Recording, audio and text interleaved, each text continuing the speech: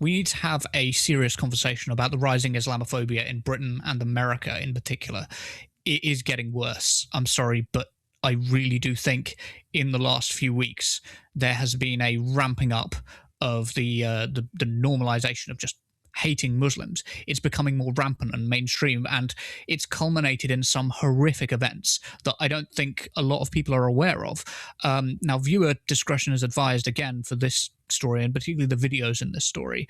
We can just start with a couple of stories from the last 24 hours. The journalist and founder of Zateo News, Mehdi Hasan, put out a tweet in response to air traffic control cuts and a plane crash video saying, "Make American planes crash again."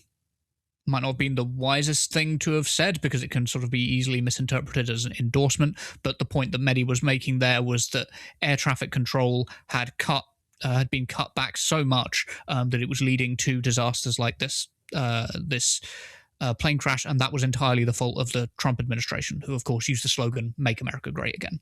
And in response to that, right-wingers edited the tweet to make it look like Mehdi had put it over footage of 9/11.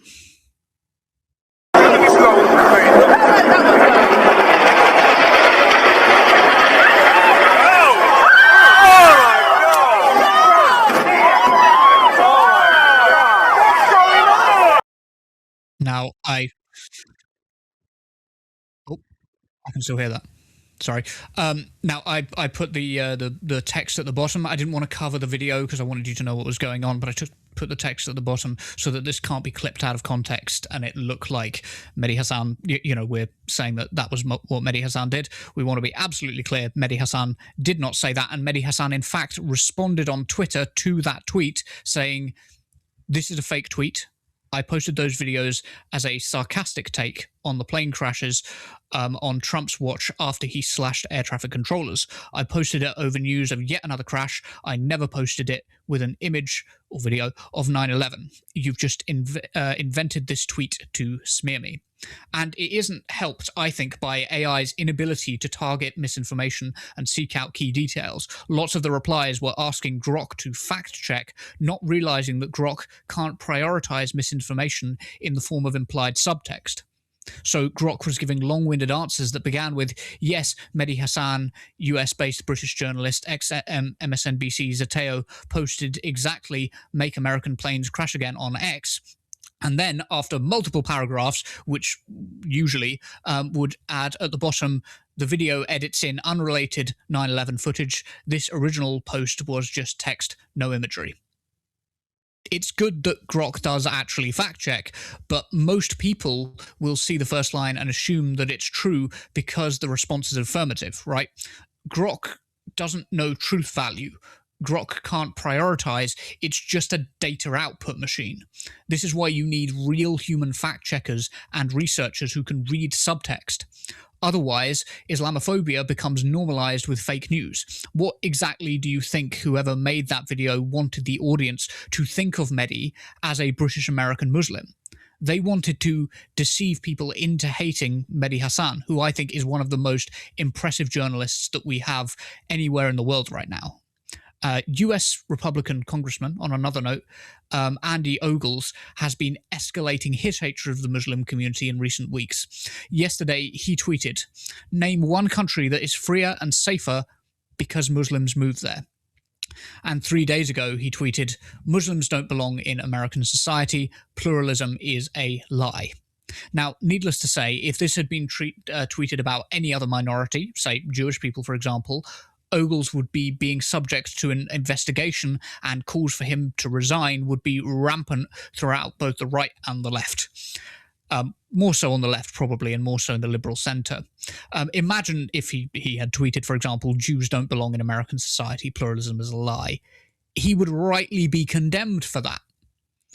But Andy Ogles took over $70,000 from Zionist groups and backers, according to AIPAC Tracker, surmised from FEC data. So Andy knows which minority groups to demonize. He's paid to do it. Just over a week ago, Ogles also put out this video. Here. Hey everybody, this is Congressman Andy Ogles. I want to give you a quick update. I've dropped a bill. Quite frankly, it's a Muslim ban. What we've seen across Europe is a wave of crime and criminal enterprise. London, Paris, Rome. We've seen it across Europe. I literally was with leaders from across Europe, and one of the things they talked about is that they are losing their countries to mass Islamic Muslim migration. Okay, so European here, with multiple family members and friends living in different European countries. You're full of shit, Andy. I'm in the UK, and I don't have to listen to a single Islamic custom.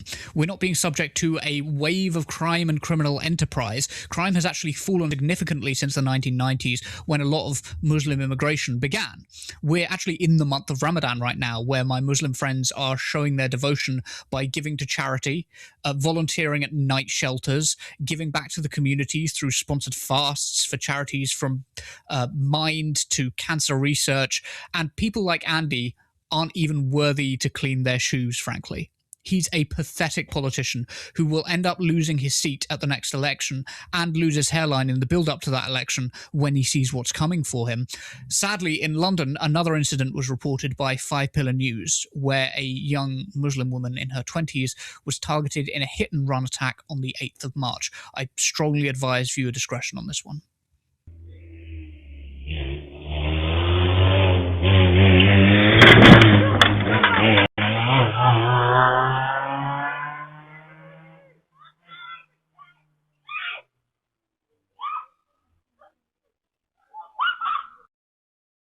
I'm sorry to have to show you that. The woman, by the way, was rushed to hospital and miraculously didn't have any life-threatening or life-changing injuries. I don't know how, because you can see that that car hit her at quite a speed and she was swept off her feet. I should say that police have not yet assigned a motive to the attack, but there is a high chance, in my opinion, that Islamophobia played a role. Kevin, you and I have spoken about this for years, about Islamophobia for years.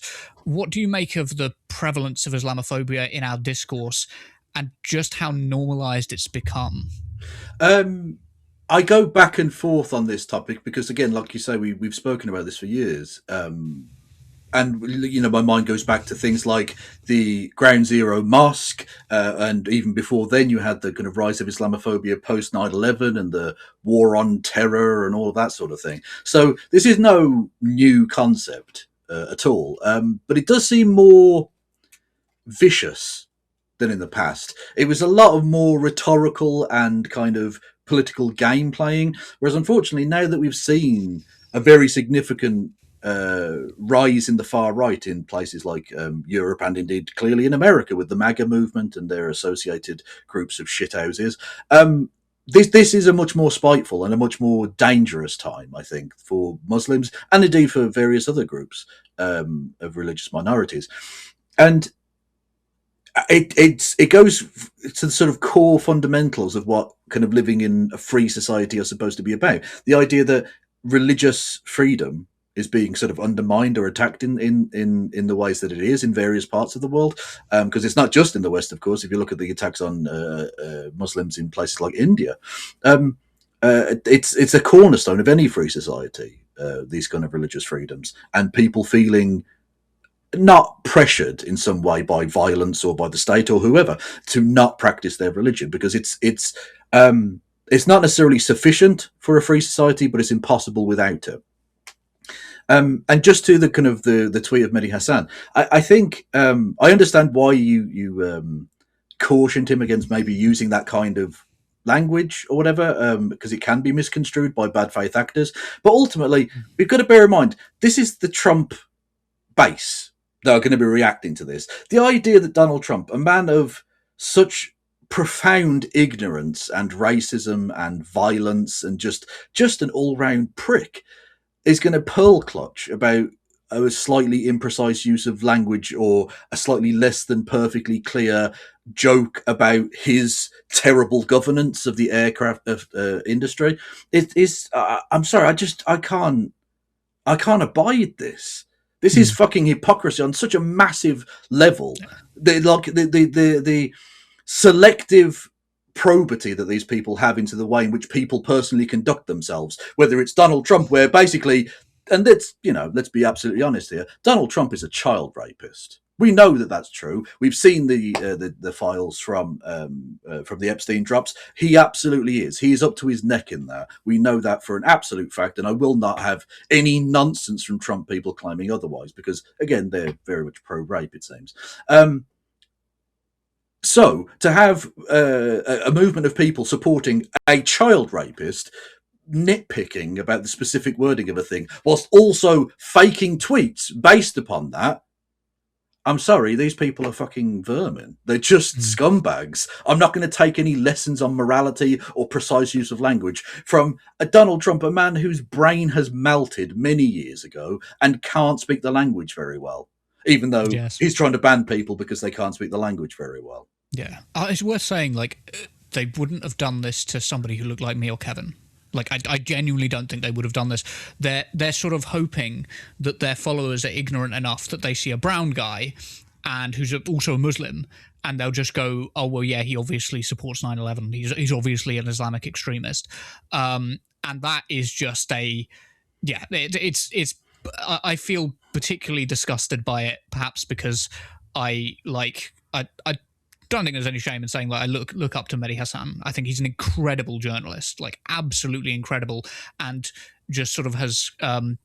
I guess you describe him as a trailblazer. I don't like using that term. I honestly, I think he could one day be good enough to be on Turn Left. Let's not get ahead of ourselves here. I think no. Actually, I have contacted Zateo to try and like make contact with them, because that's how it's starts with every organisation that we've worked with. From the right to the left and all that. But I was going to ask, because I think it's important. It ties into the next story.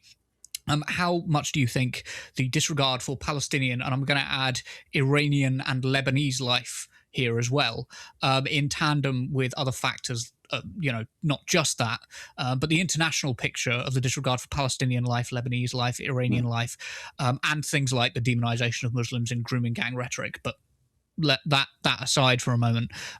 How much do you think that's played into the sort of like the prevalence of Islamophobia? Like, do you think that's ramping up, becoming more violent? Oh yeah, the strain of white supremacism in Western culture is shown perfectly, I think, in the way in which we deal with migrants from, say, countries that we are at least now consider to be white, like Ukraine, with people from, let's say, Palestine or Syria or Libya, any of the war zones that exist in the world. But it's not only will the British government allow Ukrainians in, they will pay you to house them. Or they did at the time that the war was kicking off. Whereas if you're a brown person, they will do everything in their power, up to and including now apparently paying you £41,000 to fuck off. Literally, they're doing paid repatriation, which was a BNP policy 20 years ago. That's how much the far right have risen, that even the supposedly social democratic Labour Party are now putting forward such a policy. That treatment of an in-group, out-group, which I referred to in the ethnic supremacism of Israel, is also prevalent in much of Western culture, with essentially, if you're deemed white enough, you're a human being with human rights who needs to be treated decently. Whereas if you're a brown person, be it a Palestinian or a Lebanese or whoever, you're not. If you're Iranian, you can just get bombed. We don't give a shit. Whereas if you're a white person, even if you have hurt feelings, that needs to be taken into account. Like, it's the different ways in which we treat the in-group and out-group shows that strain of ethnic supremacism is in Western society to its core as well. And again, is another reason that we need to look inwards to fight these fascism, the rise of fascism, not just external threats as well.